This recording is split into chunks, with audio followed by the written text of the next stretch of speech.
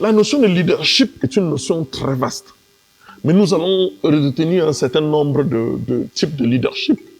Le premier leadership qui me semble juste, c'est le leadership transformationnel. Parce que leaders build leaders, not followers. Ça veut dire que le leader est celui qui impulse une vision progressive.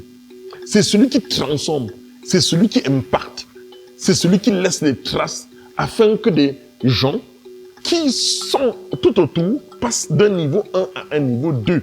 Le leader ne se compare pas aux autres, il met la main. Nous avons cette citation que je partage avec nos jeunes. Un chef ne fait pas. Il ne laisse pas faire. Il fait faire. Donc il doit mettre la main. Ça veut dire que le leadership transformationnel est un leadership d'implication. Et ça crée directement un autre style de leadership qu'on appelle ce leadership communicationnel. Parce que quand le leader ne peut pas communiquer avec les autres, et ce n'est plus un leader. C'est-à-dire que dans la notion de leadership, vous devez avoir pour communiquer, c'est ce leadership qui implique les autres dans la décision. Parce que dans une décision bottom down, où le chef parle et les autres doivent écouter, on obtient généralement très peu de résultats. Mais c'est le bottom up qui montre que quand on intègre les collaborateurs dans la prise de décision, et c'est ça au niveau de la communication, donc on plante le décor, on fixe le cap, on évalue, et là, quand le leader est à l'intérieur, nous avons ce leadership qui non seulement est transformationnel, qui est communicationnel, mais qui intègre tous les acteurs pour pouvoir atteindre le résultat. Mais je pense qu'il est important d'éviter un autre style de leadership.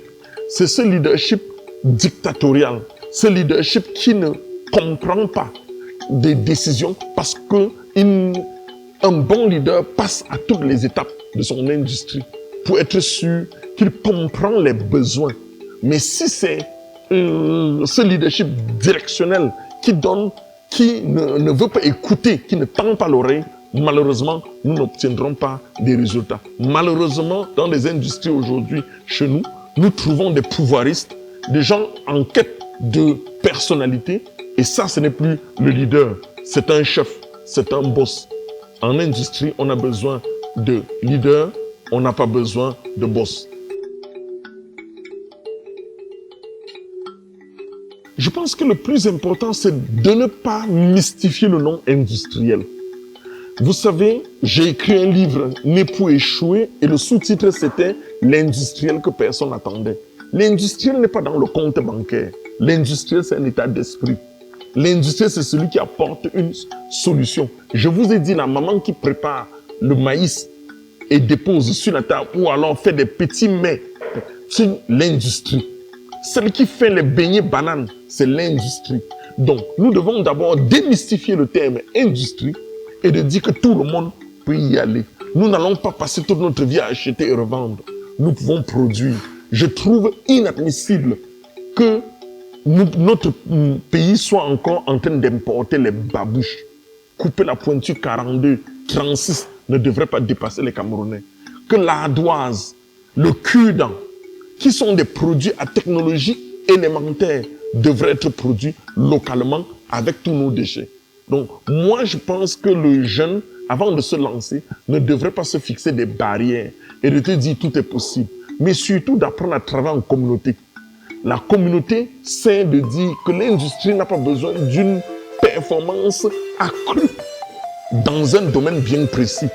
L'industriel a besoin d'apprendre à fédérer les énergies pour en faire un succès. Ce n'est pas parce qu'on est très fort en mathématiques, en mécanique, en comptabilité ou en marketing qu'on peut être un industriel.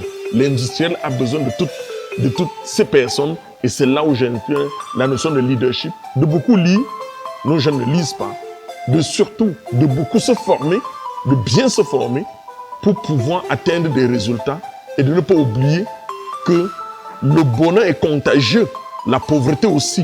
Donc il faut savoir avec qui marcher pour atteindre le résultat qu'on souhaite.